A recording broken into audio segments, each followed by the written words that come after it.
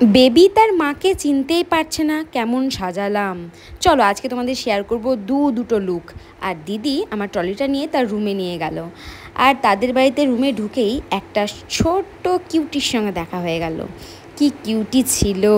এদিকে গিয়ে দেখি তারা কি পরবে না পরবে সেগুলো ঠিকঠাকভাবে বেরই করেনি। আমিও দেখলাম কিউটির সঙ্গে একটু কথা বলে নিই, কিন্তু সে আমার কথাই সাড়াই দেবে না, সে বাথরুমে ঢুকে গান করবে। দিদিটা এই টেডিটা তো নিজে হাতে করেছে, আমাকে দেখাচ্ছে, কি সুন্দর না, তাই না? তো তারপর কি করব, তার বোনকে আমি শুরু করে দিলাম প্রথমেই মেকআপ। আর বেস মেকআপ হয়ে যাওয়ার পর আমার সব থেকে যেটা ভালো লাগে যে প্রসেসটা, সেটা হলো এই ওয়াটার স্প্রে। এই ওয়াটারটা ভালো করে স্প্রে করে দিলাম। সেদিন আমি একদমই টিস্যু নিয়ে যেতে ভুলে গেছিলাম। সে আমাকে একটা সুতির কাপড় দিয়ে বলল, দিদি এটাতেই তুমি জল ফেলতে পারো। তো আমি সেটাতে জল ফেলে আবার ওইটাতেই সাহস নিয়ে আমি ভালো করে ড্যাব ড্যাব করে মুছে দিলাম। দেখো মেকআপের কিন্তু কিছুই হয়নি।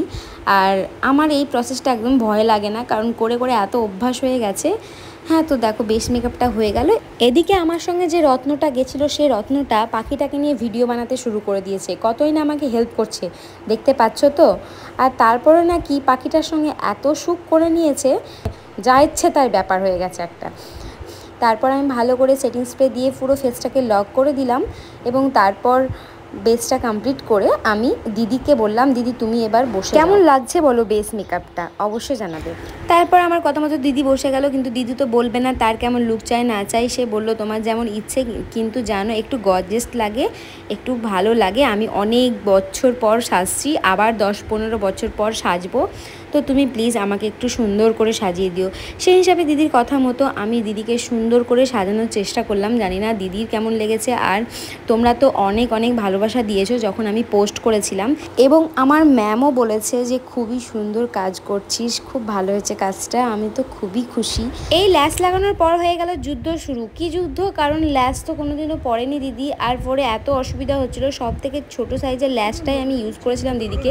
খুবই হাসাহাসি হচ্ছিল। দিদি তো বলছে আমি তাকাতেই পাচ্ছি না। অনেক রকম কথা বলার পর আমি বললাম যে দেখো, লাস্ট যদি তোমার অসুবিধা হয় আমি হেয়ারস্টাইল করার পরে খুলে দেবো। এই তো কিছুই নেই, সুন্দর লাগছে। কোনগুলো দেখো না, মনে যেন কোনোদিন ল্যাচ না পড়ার জন্য খুবই অসুবিধা হচ্ছিল, আর আমাকে বলছিল খুলে দিতে। তো আমি বললাম পুরো মেকআপটা হয়ে যাওয়ার পর যদি তোমার প্রবলেম করে তো আমি লাস্টে খুলে দেব। তারপর আমি স্টেপ বাই স্টেপ যেগুলো বাকি ছিল সমস্তই কমপ্লিট করে নিলাম।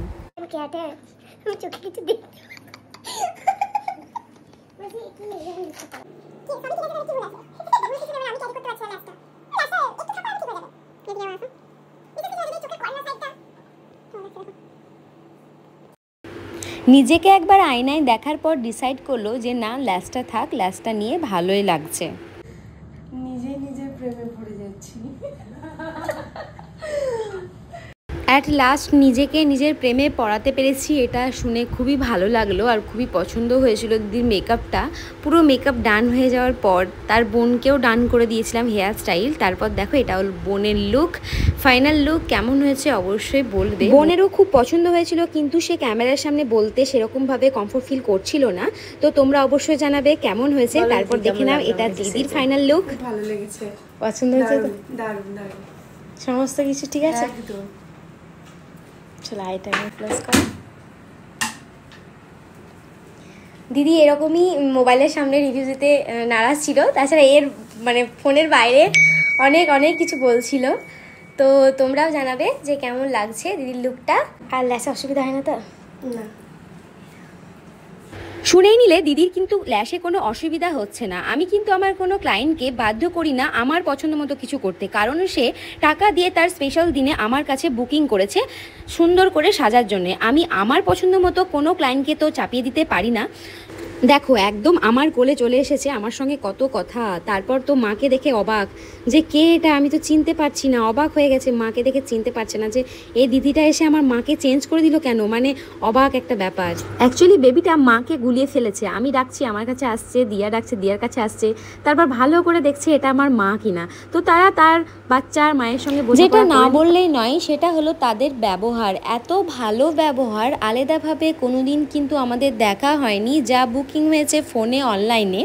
প্রথমবার আজকে মেকআপ করতে গিয়েই দেখা, আর এতভাবে মেলামেশা হয়ে গেছে, মনে হচ্ছিল নিজের যেন একটা কেউ হয়। তো সবাই ভালো থেকো, সুস্থ থেকো, আর এইভাবে ভালোবাসা দিতে থেকো। Tata, bye bye.